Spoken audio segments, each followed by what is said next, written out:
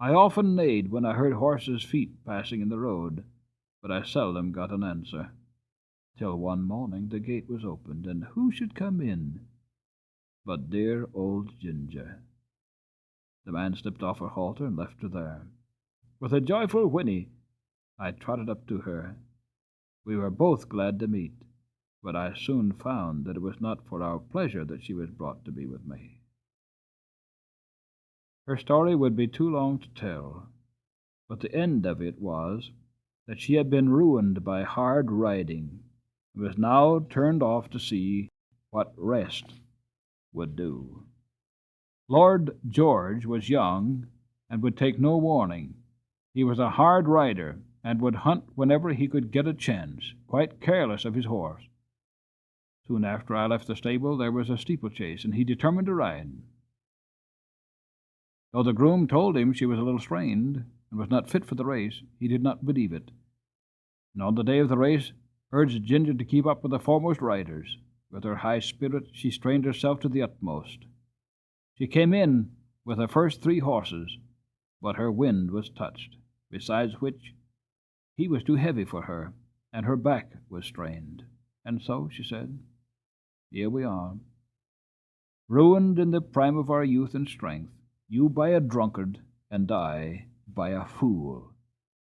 It is very hard. We both felt in ourselves that we were not what we had been. However, that did not spoil the pleasure we had in each other's company. We did not gallop about as we once did, but we used to feed and lie down together and stand for hours under one of the shady lime trees with our heads close to each other, and so we passed our time till the family returned from town. One day we saw the Earl come into the meadow, and York was with him. Seeing who it was, we stood still under our lime tree and let them come up to us. They examined us carefully. The Earl seemed much annoyed. "There is 300 pounds flung away for no earthly use," he said. "But what I care most for is that these horses of my old friend, who thought they would be given a fine home with me, are ruined. The mare shall have a 12 months' run, and we shall see what that will do for her. But the black one must be sold. 'Tis a great pity. But I could not have knees like these in my stable." "No, my lord, of course not," said York. "But he might get a place where appearance is not of much consequence, and still be well treated. I know a man in Bath, the master of a livery stable, who often wants a good horse at a low figure. I know he looks well after his horses. The inquest cleared the horse's character, and your lordship's recommendation or mine would be sufficient warrant for him. You had better write to him, York. I should be more particular about the place than the money he would fetch." After this they left us. "They'll soon take you away," said Ginger, "and I shall lose the only friend I have, and most likely we shall never see each other again. 'Tis a hard world." About a week after this, Robert came into the field with a halter, which he slipped over my head and led me away. There was no leave-taking of Ginger. We neighed to each other as I was led off, and she trotted anxiously along the hedge, calling to me as long as she could hear the sound of my feet. Through the recommendation of York, I was bought by the master of the livery stables. I had to go by train, which was new to me, and required a good deal of courage the first time, as I found the puffing, rushing, whistling, and, more than all, the trembling of the horse-box in which I stood did me no real harm. I soon took it quietly. When I reached the end of my journey, I found myself in a tolerably comfortable stable, and well attended to. These stables were not so airy and pleasant as those I'd been used to. The stalls were laid on a slope instead of being level, and my head was tied to the manger. I was obliged to stand always on the slope, which was very fatiguing. Men do not seem to know yet that horses can do more work if they can stand comfortably and can turn about. However, I was well fed and well cleaned, and on the whole I think my master took as much care of us as he could. He kept a good many horses and carriages of different kinds for hire. Sometimes his own men drove them, at others the horse and chaise was let to gentlemen or ladies who drove themselves. Hitherto I had always been driven by people who at least knew how to drive, but in this place I was to get my experience of all the different kinds of bad and ignorant driving to which we horses are subjected. For I was to be a job horse, and was let out to all sorts of people who wished to hire me. And as I was good-tempered and gentle, I think I was oftener let out to ignorant drivers than some of the other horses, because I could be depended upon. It would take a long time to tell of all the different styles in which I was driven, but I will mention a few of them. First, there were the tight rein drivers, men who seemed to think that all depended on holding the reins as hard as they could, never relaxing the pull on a horse's mouth or giving him the least liberty of movement. They were always talking about keeping the horse well in hand and holding the horse up, just as if a horse was not able to hold himself up. Some poor broken-down horses whose mouths have been made hard and insensible by just such drivers as these may perhaps find some support in it. But for a horse who can depend upon his own legs, who has a tender mouth and is easily guided, it is not only tormenting, but it is stupid. Then there were the loose-rein drivers who let the reins lie easily on our backs, and their own hands rest lazily on their knees. Of course, such gentlemen have no control over a horse if anything happens suddenly. If a horse shies or starts or stumbles, they are nowhere, and cannot help the horse or themselves till the mischief is done. Of course, for myself, I had no objection to it, as I was not in the habit either of starting or stumbling, but had only been used to depend on my driver for guidance and encouragement. Still, one likes to feel the rein a little in going downhill, and likes to know that one's driver has not gone to sleep. Besides, a slovenly way of driving gets a horse into a bad and often lazy habit, and when he changes hands, he has to be whipped out of them with more or less pain and trouble. Squire Gordon always kept us to our best paces and our best manners. He said that spoiling a horse and letting him get into bad habits was just as cruel as spoiling a child, and both had to suffer for it afterward. Besides, these drivers are often careless altogether, and will attend to anything else rather than their horses. I went out in a phaeton one day with one of them. He had a lady and 2 children behind. He flopped the reins about us as we started, and of course gave me several unmeaning cuts with the whip, though I was fairly off. There had been a good deal of road mending going on, and when the stones were not freshly laid, there were great loose ones about. My driver was laughing and joking with the lady and the children, talking about the country to the right and to the left, but he never thought it worth while to keep an eye on his horse, or to drive on the smoothest parts of the road, and so it easily happened that I got a stone in one of my sore feet. Now, if Mr. Gordon or John, or in fact any good driver had been there, he would have seen that something was wrong before I got 3 paces. Or even if it had been dark, a practised hand would have felt the rein that there was something wrong in the step, and he would have got down and picked out the stone. But this man went on laughing and talking, while at every step the stone became more firmly wedged between my shoe and the frog of my foot. The stone was sharp on the inside and round on the outside, which everyone knows is the most dangerous that a horse can pick up, at the same time cutting his foot and making him most liable to stumble and fall. Whether the man was partly blind or only very careless, I can't say, but he drove me with that stone in my foot for a good half-mile before he saw anything. By that time I was going so lame with pain that at last he saw it and called out, "Well, here's a go! Why, they've sent us out with a lame horse! What the shame!" Then he tucked the reins and flipped about with the whip, saying, "Now then, it's no use playing the old soldier with me. There's a journey to go, and it's no use turning lame and lazy." Just at that time a farmer came riding up on a brown cob. He lifted his hat and pulled up. "I beg your pardon, sir," he said, "but I think there's something the matter with your horse." He goes very much as if he had a stone in his shoe. If you will allow me, I will look at his feet. These loose, scattered stones are confounded dangerous things for horses." "Ah, he's a hired horse," said my driver. "I don't know what's the matter with him, but it's a great shame to send out lame beasts like this." The farmer dismounted and slipped his rein over his arm. At once he took up my near foot. "Bless me, there is a stone. Lame, I should think so." At first he tried to dislodge it with his hand, but it was now so very tightly wedged he drew a stone pick out of his pocket and very carefully and with some trouble got it out. Then holding it up he said, "There! That's the stone your horse had picked up. It's a wonder he did not fall and break his knees in the bargain." "Well, to be sure," said my driver. "That is a queer thing.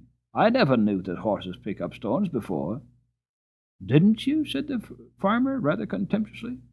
"Well, they do, though, and the best of them will do it, and can't help it sometimes on such roads as these. And if you don't want to lame your horse, you must look sharp and get them out quickly. That foot is very bruised," he said, setting it gently down and patting me. "If I might advise you, sir, you had better drive him gently for a while. That foot is a good deal hurt, and lameness will go off directly." Then, mounting his cob, he raised his hat to the lady and trotted off. When he was gone, my driver began to flop the reins about and whip the harness, by which I understood that I was to go on, which of course I did, glad that the stone was gone, but still in a good deal of pain. This was the sort of experience we job horses came in for, often. Then there is a steam engine style of driving. These drivers were mostly people from towns, who had never had a horse of their own and generally traveled by rail. They always seemed to think that a horse was something like a steam engine, only smaller. At any rate, they think that if they only pay for it, a horse is bound to go just as far and just as fast and just as heavy a load as they please. And be the roads heavy and muddy or dry and good, be they stony or smooth, uphill or downhill, it's all the same. On, on, on, one must go at the same pace, with no relief and to no consideration. These people never think of getting out to walk up a steep hill. Oh, no, no. They paid to ride, and ride they will. The horse? Oh, he's used to it. What were horses made for if not to drag people uphill? Walk? Ah, good joke indeed. And so the whip is plied and the rein is chucked, and often a rough scolding voice cries out, "Go along, you lazy beast!" And then another slash of the whip, and all the time we're doing our very best to get along, uncomplaining and obedient, though often sorely harassed and downhearted. This steam engine style of driving wears us up faster than any other kind. I would rather go 20 miles with a good, considerate driver than I would go 10 with some of these. It would take less out of me. Another thing, they scarcely ever put on the drag, however steep the downhill may be, and thus bad accidents sometimes happen.